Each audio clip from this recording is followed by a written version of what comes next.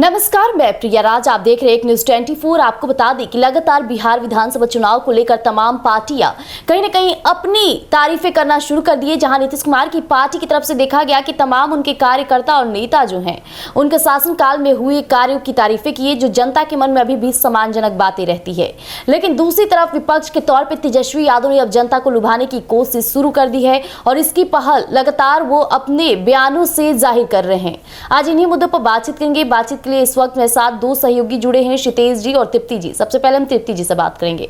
तृप्ति, लगातार देखा जाए तो कहीं ना कहीं नीतीश कुमार के तो कार्यकाल पर कई लोगों की नजरें टिकी रहती है। बतौर सीएम उन्होंने कई ऐसे कार्य किए जो कई बार तारीफों का कारण बने तो कई बार आलोचनाएं के भी कारण बने हैं।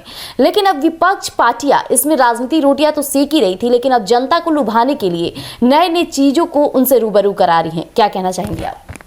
विपक्ष पार्टियों की बात करें तो विपक्ष में भी सबसे जो अहम चेहरा नजर आ रहा है विपक्ष के रूप में वो तेजस्वी यादव का नजर आ रहा है।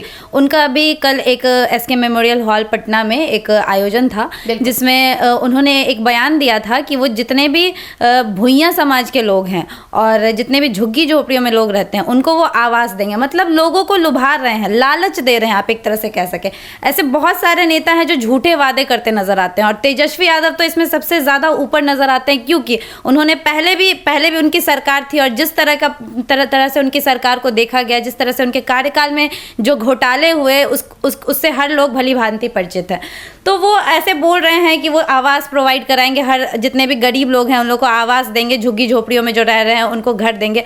तो प्रधानमंत्री नरेंद्र मोदी ने भी आवास योजना दिया था, ठीक है, और उसमें काफ़ी सारे लोगों को, बहुत ज़्यादा ही आप डेटा देखेंगे तो 3.5 करोड़ लोग हैं जिसको लगभग आवास दिया गया है। लेकिन तृप्ति जी, अगर देखा जाए तो कहीं ना कहीं तमाम राजनीति ऐसी पार्टियां हैं जो जब भी चुनाव आता है तो कहीं ना कहीं जनता को लुभाने के लिए या फिर किया जाए तो कार्यों को धरातल पर लाते हैं। तो इसमें तेजस्वी यादव की कोई गलती नहीं कही जा सकती है।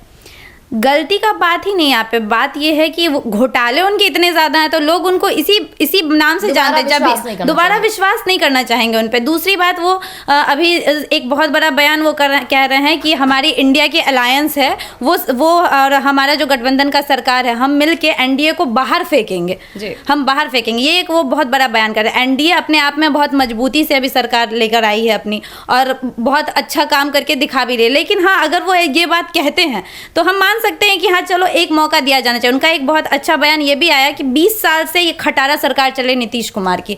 आप खटारा नहीं कह सकते, नीतीश कुमार के कार्यकाल में जो काम हुए हैं, उन्होंने जो बिहार को जो दिया है, चाहे वो शिक्षा के क्षेत्र में हो, चाहे महिलाओं को आप देखिए, महिलाएं काफ़ी आगे बढ़ी है। नीतीश कुमार का काम सराहनीय है, उस पर आप सवाल नहीं उठा सकते हैं। हाँ, अगर ये उनके स्वास्थ्य को लेकर काफ़ी ज़्यादा अभी मुद्दा बना हुआ कि उनका स्वास्थ्य खराब है, आप उसको भी नहीं ले सकते हैं। इसी बात पर चिराग पासवान का भी बयान आया था कल, जिसमें उन्होंने कहा था कि आप किसी के स्वास्थ्य को लेके इस तरह से तंज नहीं कस सकते हैं।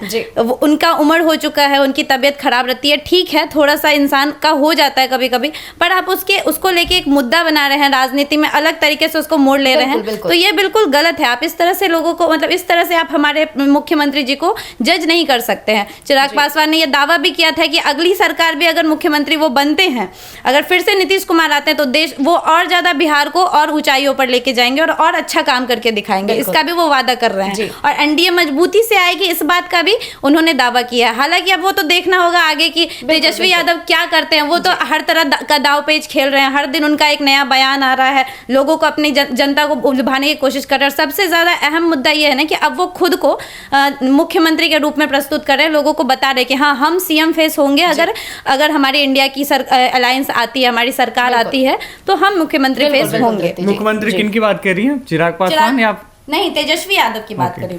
क्षितेश जी, अगर देखा जाए तो अभी तृप्ति जी ने एक बड़ा बात कहा कि कहीं ना कहीं तेजस्वी यादव बात ही करे कि एनडीए को बाहर निकाल फेंक डालेंगे, लेकिन जहां एनडीए के तमाम नेता उनके साथ खड़े हैं, मजबूती पेश करते हैं और देखा यह भी नहीं जा रहा है कि कहीं ना कहीं एनडीए में अनबन चल रही है, क्योंकि सभी के तालमेल काफी आपसी बनते हैं।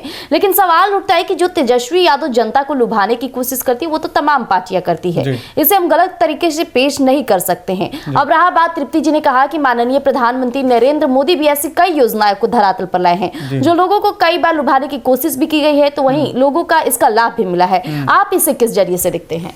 देखिए, तृप्ति जी ने बात कही पीएम आवास योजना की, अच्छी बात है। उन्होंने 3.5 करोड़ दिए, जिसमें से 2.5 करोड़ जो है वो निर्माण हो भी चुके हैं और बाकी जो है निर्माणाधीन है, यानी कार्य उस पर चल रहे हैं। अब उन्होंने दूसरी बात एक कही थी घोटाला को लेकर, तेजस्वी यादव, उन्होंने इतने ज़्यादा घोटाला किए। तेजस्वी यादव ने कोई घोटाला नहीं किए। नहीं बता रहा हूँ, आपको क्लियर कर दूँ। उन्होंने कोई घोटाला नहीं किए। जो भी आप चारा घोटाला की बात करती हैं, चाहे कुछ भी घोटाले की बात करती हैं, वो उनके पिता के साथ ताल्लुकात उसका जुड़ता है।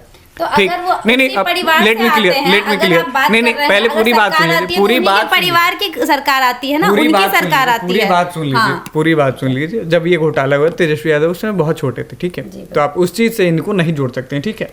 वो अलग विषय है कि सरकार की जांच एजेंसियां उस पर जांच कर रही हैं या फिर मामला कोर्ट में भी चल रहा है, लेकिन अगर उसमें डायरेक्टली तेजस्वी यादव को अगर इन्वॉल्व कीजिएगा तो ये गलत होगा। इन्होंने तीसरी बात कही कि 20 साल से तेजस्वी यादव ने कहा कि खटारा सरकार चल रही है, 20 साल में उनकी भी सरकार आती है। तेजस्वी यादव भी का जब नीतीश कुमार के साथ अलायंस हुआ था तो तेजस्वी यादव भी 20 साल के हिस्सा हैं, तो आप पूरा प्रॉपर 20 साल उनको नहीं कह सकती हैं, ठीक। उनका खुद का ये बयान है, ये तेजस्वी यादव का खुद का बयान है कि नीतीश कुमार 20 साल से सत्ता में है, अब किसी और को मौका देना चाहिए। वो खटारा सरकार है, वो कुछ नया नहीं कर रहे हैं, और युवा सरकार के रूप में वो खुद को बोल रहे हैं कि युवा नेता को एक मौका देना चाहिए, और खुद को अपने आप को मुख्यमंत्री फेस के रूप में प्रस्तुत कर रहे हैं। देखिए, विपक्ष के रूप में वो बड़े चेहरे हैं, ये से नकारा नहीं जा सकता, लेकिन वो अपनी पार्टी की ओर से पूरा दमखम लगा रहे हैं। यहाँ तक कि राजद की ओर से अगर सीएम फेस की बात करें तो खुद को मान चुके हैं, उनके पिता भी इस चीज को मान चुके हैं और उन्होंने घोषणा भी कर दी है।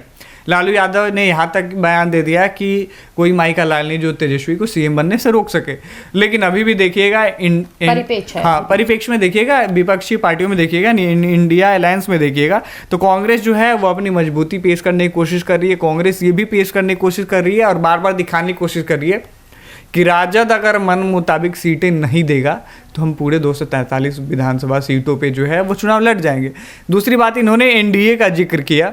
एनडीए में चिराग पासवान खुद को भी सीएम फेस के रूप में घोषित करने की कोशिश कर रहे हैं। तो चिराग पासवान का ही खुद अगर बयान देखिएगा तो चिराग पासवान ये कहते हैं कि नीतीश जी बिल्कुल ठीक ठाक है, नीतीश जी के नेतृत्व में हम चुनाव लड़ रहे हैं, यानी वो खुद को सीएम फेस घोषित करने की इच्छा वो जाहिर ही नहीं कर सकते हैं। क्योंकि देखिए, सबसे बड़ी बात है ना कि सीएम बनता कौन है, सीएम बनता कौन है, जिसकी ज्यादा बहुमत होगी जिस पार्टी की, उस हिसाब से कैंडिडेट तय होगा जी। तो अगर मान के चलिए चिराग पासवान अगर कहते भी हैं कि खुद को सीएम मान के भी चलते हैं, नो डाउट कि एक समय वो रेस में थे, सीएम के रेस में, लेकिन आज उनका आंकड़ा देखिएगा तो बहुत पीछे है। तो वो खुद से ही इस आंकड़े को बनाते हुए आए हैं। अब मान के चलिए उनकी जो पार्टी है वो कहते हैं 1 जिला 1 सीट, बिहार में 38 जिले 38 सीट भी आप ले लीजिएगा, तो क्या सरकार आप बना पाइएगा? नहीं बना पाइएगा। तो ये तमाम बातें हैं। रही बात, आपने एक बात कही कि नीतीश कुमार की स्वास्थ्य व्यवस्था को लेकर, तो लालू यादव के भी देख लीजिए, हमेशा उनकी भी तबीयत बिगड़ते रहते हैं, तो किसी की स्वास्थ्य को लेकर आप टिप्पणी नहीं कर सकती। राजनीतिक है, आरोप प्रत्यारोप का दौर है, जाहिर सी बात है, विपक्ष है, पक्ष की जो गलतियां हैं उसको गिनवा सकती हैं, लेकिन अगर पूरी रूप से अगर सरकार को अगर थोप दिया जाए तो ये भी गलत है।